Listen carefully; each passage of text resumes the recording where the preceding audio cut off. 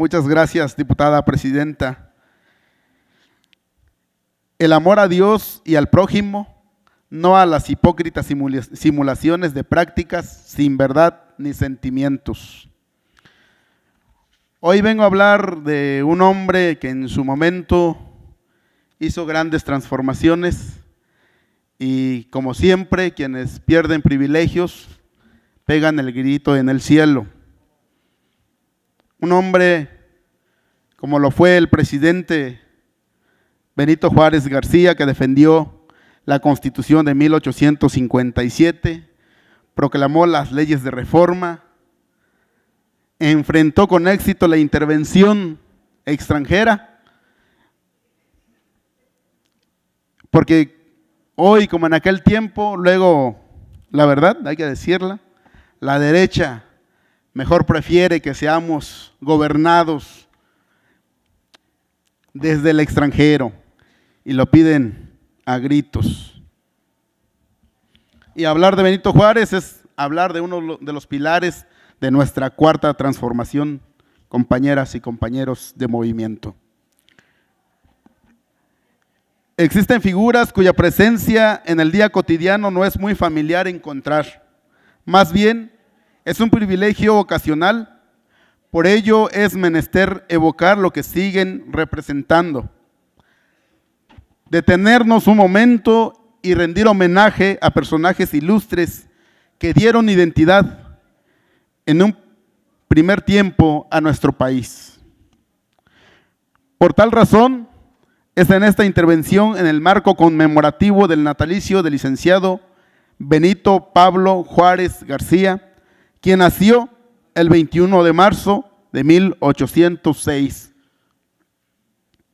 En San Pablo Guelatao, una aldea de apenas 20 familias aisladas en la abrupta serranía del distrito de Santo Tomás Ixtlán, Oaxaca, de origen indígena y hablante de 5 idiomas. Hablaba el español, latín, inglés y francés, además de su idioma materno, que era el zapoteco. Hoy hablar de Juárez es hablar de un edicto con la historia, un referente a un hombre inspirador, pues en las convicciones de Juárez enfatiza la libertad y el progreso, defiende la integridad de la República y de la nación. El personaje de Juárez, pudiera decirse por grupos ultraconservadores, lo tienen caracterizado por un tema polémico. Sin embargo, a él le debemos las bases del nuevo México moderno. Es preciso también citar a inspiradores del liberalismo que Juárez habría de pugnar por cimentar en México, hijos de esta tradición libertaria. Mencionaré a los que a él le sirvieron de paradigma: Washington, Miguel Hidalgo, José María Morelos, Antonio Sucre, San Martín, Simón Bolívar y, por supuesto, aquel homólogo político contemporáneo, su venerable hermano Abraham Lincoln. Esta intervención es con el objetivo de hacer un recordatorio y reflexionar respecto de cada uno de sus logros como servidor público, así como fundador de una nación que le dio coherencia y sentido a la vida pública y privada en momentos históricos donde la anarquía, la tiranía y el fanatismo reinaba sin límites.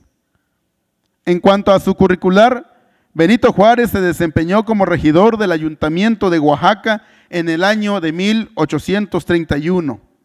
Fue elegido diputado en el año de 1833 y en el año 1847 asumió el cargo de gobernador de Oaxaca. En 1855 es nombrado ministro de Justicia e Instrucción Pública.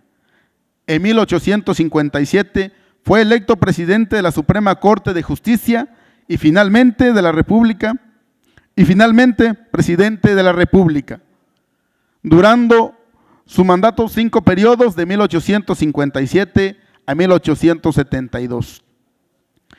En el periodo de su gobierno y gracias a la buena administración del erario público, logró grandes obras como la creación de escuelas normales, reconstruyó el Palacio de Gobierno, pero principalmente dejó excedentes en la hacienda estatal. Así como creó grandes obras, también su legado fue en el ámbito jurídico, estableciendo una serie de leyes que restablecían las libertades de enseñanza, imprenta y trabajo, y otras que anulaban las prerrogativas del clero y del ejército. Además de algunas disposiciones legislativas que fortalecieron la Constitución de 1857, provocando la inconformidad de los conservadores, quienes se pronunciaron con el Plan de Tacubaya. En ese tenor, Juárez, siendo presidente, expidió el paquete legislativo Ley Lerdo del 12 de junio de 1859, que señalaba que los bienes ya no pasarían a manos de los rentistas, es decir, del clero. La ley del matrimonio civil del 23 de julio de 1859, que establecía el matrimonio como un contrato civil con el Estado. La ley orgánica del registro civil del 28 de julio de 1859, que instituía el registro del estado civil de las personas, quedaba a cargo de empleados del gobierno, no de la iglesia. Se declararon los nacimientos y defunciones como un contrato civil con el Estado. Ley de exclaustración de monjas y frailes del 11 de agosto de 1859. Ley sobre la libertad de cultos, 4 de diciembre de 1860, que permitió a cada persona practicar y elegir el culto que deseara con plena libertad. En este orden de ideas, no omito mencionar otra faceta en la vida de don Benito Juárez. Me refiero a la masonería, siendo esta lo que definiría su tendencia liberal fundamentada en una postura nacionalista, misma en la que participaron él y otros connatos de su generación. Pues tras el Segundo Imperio y la restauración de la República, el rito nacional mexicano se convirtió en el más importante durante la presidencia de Benito Juárez. Fue maestro masón, se inició en la respetable Logia Independencia número 2 el 15 de enero de 1847. Venerable maestro de su logia, gran luminar y gran maestro de la orden de 1868 a 1869. Tenía un elevado espíritu masónico, pero su más fervorosa expresión era el patriotismo y la tolerancia, lo que le permitió conducir su vida personal, familiar y política. El Benemérito de las Américas es hoy un ícono de la paz, de la armonía y de la antigua fraternidad universal, cuyos enemigos de estas hoy son la delincuencia organizada, la corrupción y la pobreza, imponiendo una irracionalidad bestial a través de la violencia, el terror y las ansias de poder y dinero.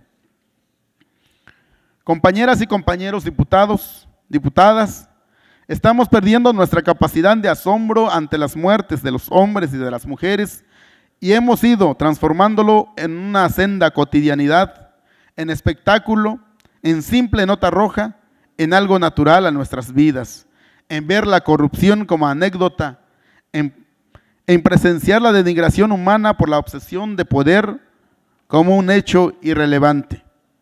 Por todo ello debemos evitar ver la Constitución como un objeto de adorno, un accesorio o aceptar lo inaceptable en los medios televisivos como inevitable. Dejar de aplaudir a los que no leen y fomentar recordar a los que nos dejaron un legado con su prosa. El juarismo debe ser un referente de ejemplo no solo histórico, sino ancestral en los 3 niveles de gobierno y sus órganos gubernamentales, pues Juárez representa el respeto a la ley, a la libertad de conciencia y al culto.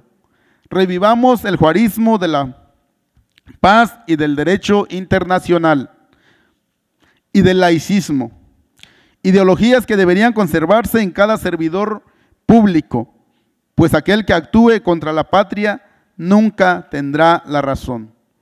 Concluyo diciendo, Juárez a 217 años de su natalicio aún representa la esperanza, la resistencia y la fe en la justicia. Es ecuánime depositar en las actuales y futuras generaciones su legado, ya que son herramientas que tenemos para construir un mundo mejor. así como Él lo hizo en su tiempo. Las grandes transformaciones causan temor, pero recordar a Benito Juárez es recordar uno de los pilares de nuestra cuarta transformación, y la verdad, que viva el presidente Andrés Manuel López Obrador. Muchas gracias, diputada presidenta. Gracias, diputado.